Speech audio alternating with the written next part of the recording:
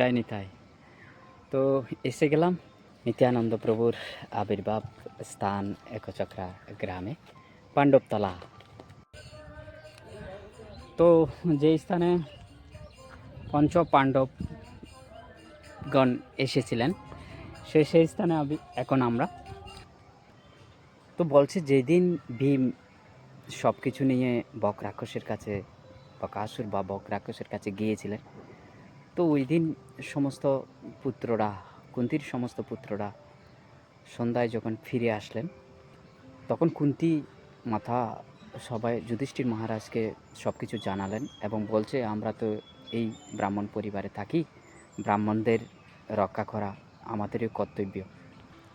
তো ইনি হচ্ছেন আমাদের আশ্রয়দাতা। তো যথাসময়ে বরাদ্দকৃত আহার্য নিয়ে বন প্রদেশে বকাসুরের আবাসস্থলে এসে, এই স্থানের নাম হচ্ছে অসুর ডাঙ্গা, যেখানে বক রাক্ষসকে বধ করেছিলেন। ভীমসেন তাকে আহ্বান করছে, বক রাক্ষস কোথায় তুমি?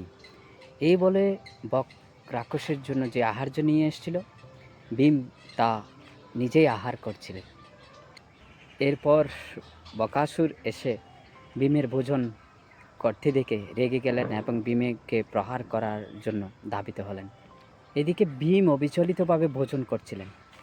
তার বাম হাত দিয়ে বকাসুরকে ধরে রাখলেন আর ডান হাত দিয়ে তিনি আহার করছিলেন। পরে পরস্পরের মধ্যে তুমুল যুদ্ধ হয় এবং বকাসুরকে ভীম বধ করেন। আর বধ করার সময় অন্তিমে একটা চিৎকার করেন, মা। তো এই শব্দটা কুন্তি সেই পাণ্ডবতলায় বসে শুনতে পেয়েছিলেন, প্রায়ই 17-18 কিলো দূর থেকে।